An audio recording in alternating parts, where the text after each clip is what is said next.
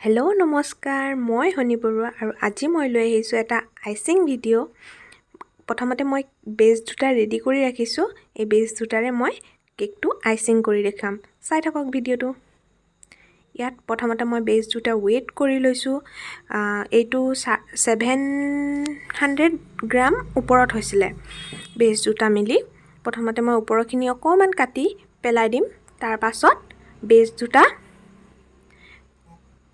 দুটা লেয়াৰত কাটি লম দুইটা বেছি মই দুটা লেয়াৰত কাটি লম কিছুমানে এই কেকটো কাটিবৰ কাৰণে আসলতে লেয়াৰিং কৰিবৰ কাৰণে থ্ৰেডও ব্যৱহাৰ কৰে কিন্তু মই এনেকৈ চাকুৰে মোৰ যেতিয়া একো প্ৰবলেম নহয় মই এনেকৈ কাটি লৈছোঁ যিসকলৰ প্ৰবলেম হয় তেওঁলোকে বিভিন্ন ধৰণে এটো লেয়াৰিং কৰোঁতে ব্যৱহাৰ কৰে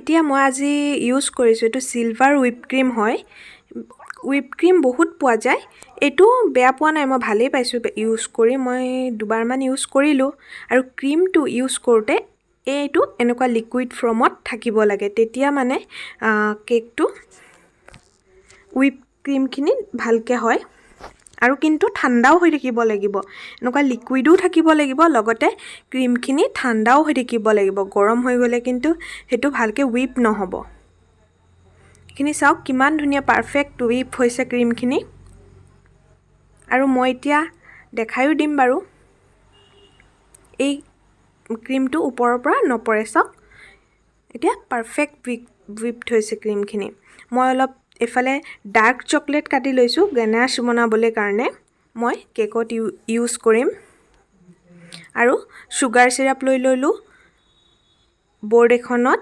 অকমান হুইপ ক্ৰীম লগাই ললোঁ যাতে কেকটো লৰচৰ নকৰে আৰু কাম কৰিবলৈ ইজি হয় সুগাৰ সিৰাপ দি দিলোঁ তাৰ পাছত মই অলপ চকলেট গানাশ দি দিলোঁ বেছত নিদিলেও হয় কিন্তু মই অলপ টেষ্টটো বঢ়াবৰ কাৰণে ইয়াত মই চকলেট গানাশ ইউজ কৰিছোঁ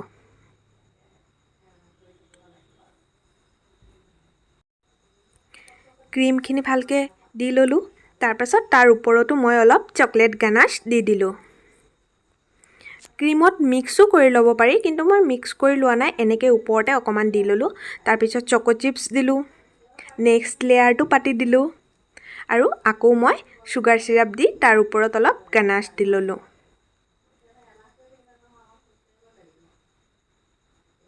গানাশখিনি ভালকৈ বেছটোত মিক্স কৰি দিছোঁ তাৰ পাছত মই আকৌ হুইপ ক্ৰীম দিলোঁ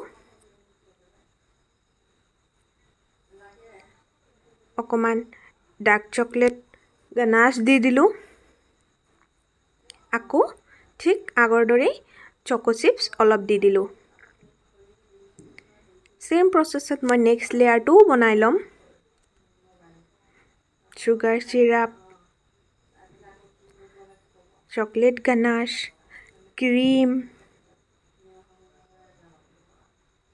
ক্ৰীমৰ ওপৰত আকৌ গানাশৰ ওপৰত চকো চিপছ চকলেট কেক খাই বাৰু কোনে কোনে ভাল পায় মোৰো কিন্তু চকলেট কেক খাই খুব ভাল লাগে এটো ফাইনেল লেয়াৰ 4টা লেয়াৰ কৰিছোঁ মই আসলতে 3টা লেয়াৰ হয় নাজানো 3টা বুলি কয় নে 4টা বুলি কয় দুটা কেকৰ পৰা মই এনেকৈ 4টা লেয়াৰ কৰি ললোঁ যিহেতু মোৰ কেকটো কাস্টমাৰে কৈছিলে 1 কেজিৰ ওপৰত লাগে গতিকে মই যদি এটা কেকক 3টা লেয়াৰ কৰোঁ মানে ওয়েটটো বেছি নাহিব আৰু তাৰ পাছত যদি 4টা কৰোঁ তেতিয়াও লেয়াৰবোৰ পাতল হৈ যাব কিন্তু ওয়েটটো নাহিব সেই কাৰণে মই দুটা কেক বনাই তাক 4টা লেয়াৰ কৰিলোঁ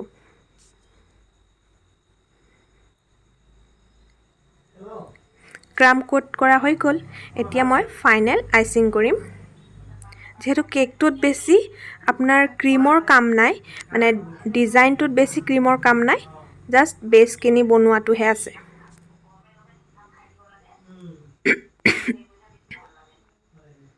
মোৰ অলপ ক্ৰীম কম হৈ গৈছিলে সেই কাৰণে পিছত মই আৰু অলপ মাৰি লৈছিলোঁ কিন্তু মই হেতু নেদেখুৱালো ভিডিঅ'ত আৰু কেকটো মই ফ্ৰিজত ৰখাই নাই, ক্ৰাম কোট কৰিও ৰখা নাই। লগে লগে মই ক্ৰাম কোট কৰি লগে লগে মই কেকটো ফাইনেলি আইচিং কৰি দিছোঁ। ক্ৰীমটো চাওক কিমান ধুনীয়া হৈ আছে, টাইট হৈ আছে, লিকুইড হৈ যোৱা নাই। কেকটো আচলতে চব ফালৰ পৰা ধুনীয়া নহ'লে, মানে চব ফালৰ পৰা সমান নহ'লে দেখিবলৈ ভাল নালাগে আৰু আমাৰো কাম কৰি ভাল নালাগে, নহয়নে? সকলো আচলতে ক্ৰীমৰ ওপৰতে ডিপেণ্ড কৰে। ক্ৰীমটো যদি ভালকৈ বিট হয় তেনেহ'লে তেনেকুৱা প্ৰব্লেম নহয়।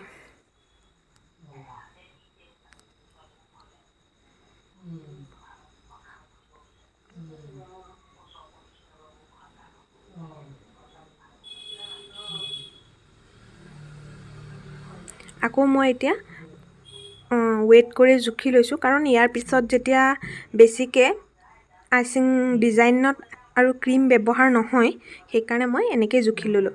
আৰু এইটো চাওক, এইখনতে মই ফটো প্ৰিণ্ট কৰি উলিয়াই আনিছোঁ। চিনচান কেকৰ অৰ্ডাৰ আছিলে। তাৰ পাছত এইটো ব্লু কালাৰ মই অলপ ক্ৰীমত মিক্স কৰি লগাই দিছোঁ এনেকৈ। আচলতে ক্ৰীমখিনিত কালাৰটো মিক্স কৰি মই অকণমান ফ্ৰিজত ৰাখি ফটোখিনি কাটি লৈছিলোঁ, আৰু সেইকাৰণে অলপ এই ক্ৰীমটো পিছত ওপৰত মিক্স কৰিব যাওঁতে, ব্লু কালাৰটো মানে ক্ৰীমটো লগাব যাওঁতে এনেকুৱা প্ৰব্লেমটো মোৰ আহি গ'ল, চাওকচোন। কিন্তু একো নহয়, এইটো মই অকণমান মেটচ আপ কৰি দিছোঁ, বেয়া লগা নাই বাৰু, ভালেই লাগিছে। কিন্তু লগে লগে যদি মই কামটো কৰি দিলোঁহেঁতেন, এতিয়া এই প্ৰব্লেমটো নহ'লেহেঁতেন। মই কেকটো ফ্ৰিজত অকণমান সময় ৰাখি মই জাষ্ট ফটোখিনি কাটি লৈছিলোঁ, তাতে মানে সেইকাৰণে বেছি চিল হৈ গ'ল বেছটো, আৰু এনেকুৱা হৈ গ'ল। কিন্তু ফাইনেল কেকটো হোৱাৰ পিছত কেকটো দেখিব বেয়া লগা নাই কিন্তু।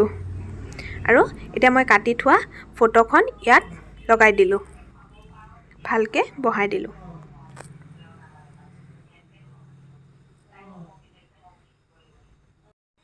চাওকচোন কেনেকুৱা লাগিছে। এতিয়া মই অলপ য়েল্ল' কালাৰ মিক্স কৰি ৰাখিছিলোঁ, সেইখিনিৰে মই জাষ্ট ৰাউণ্ড দি দিছোঁ। কিছুমান ফিল আপ কৰি ৰাউণ্ড দিছোঁ, আৰু কিছুমান মাজত অলপ গেপ ৰাখি পেলাই ৰাউণ্ড দিছোঁ। তাত মই ৰেড কালাৰ ইউজ কৰিম। কাষ্টমাৰে যেনেকুৱা ডিজাইন দিছিলে সেনেকুৱাই বনাবলৈ চেষ্টা কৰিছোঁ। আমি চেষ্টা কৰোঁ, কিন্তু এজ ইট ইজ 100ৰ ভিতৰত 100টো নহ'বও পাৰে। এইটো এটা মই কাগজৰ টুকুৰাৰে এই ৰাউণ্ডবোৰ মই অলপ ক্লিন কৰি দিছিলোঁ। এইটো মই ৰেড গ্লেজ ইউজ কৰিছোঁ, ৰেড কালাৰ মিক্স কৰি লৈছোঁ হোৱাইট গ্লেজত। তাৰপিছত ভিতৰত আৰু বাহিৰ ফালে গ্লেজখিনি দি ধুনীয়াকৈ ৰাউণ্ড কৰি দিছোঁ।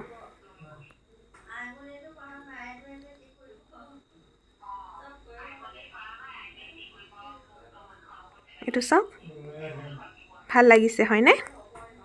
কিন্তু কেকটো মোৰ বহুত চিম্পল লাগিছিলে, যিহেতু কাষ্টমাৰে দিয়া কেকটোত কিন্তু হেৰি নাছিলে, বেছ তলৰ, মই নামটো লিখি লৈছোঁ এতিয়া,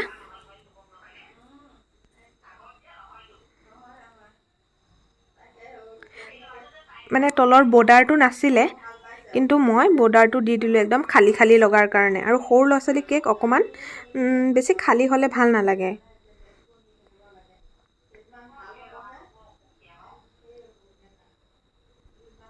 আৰু ছাইডতো মই দুটা ষ্টিকাৰ লগাই দিলোঁ, আৰু মাজতো এটা দি দিলোঁ। কিন্তু এই তিনিটা ষ্টিকাৰ কাষ্টমাৰে দিয়া কেকটোত নাছিলে, একদম খালী লগাৰ কাৰণে মই এই দুটা দি দিলোঁ। চাওকচোন, ভালেই লাগিছে কেকটো, নহয়নে বাৰু? এই কেকটো মোৰ হৈছিলে 1300 গ্ৰাম। ফাইনেল লুক ৰ'ব দেখাই আছোঁ ভালকৈ। এইটো চাওক কেনেকুৱা লাগিছে। চিনচান কেক উইদাউট ফণ্ডেণ্ট আৰু উইদাউট এডিবল ষ্টিকাৰৰ দ্বাৰা, টপাৰৰ দ্বাৰা মই কেকটো বনাই দিলোঁ। ফটোবোৰ মই কম্পিউটাৰৰ পৰা উলিয়াই লৈছিলোঁ। কেকৰ ডিজাইনটো চাই কেনেকুৱা পালে আৰু ভিডিঅ'টো চাই কেনেকুৱা লাগিলে জনাব। ধন্যবাদ।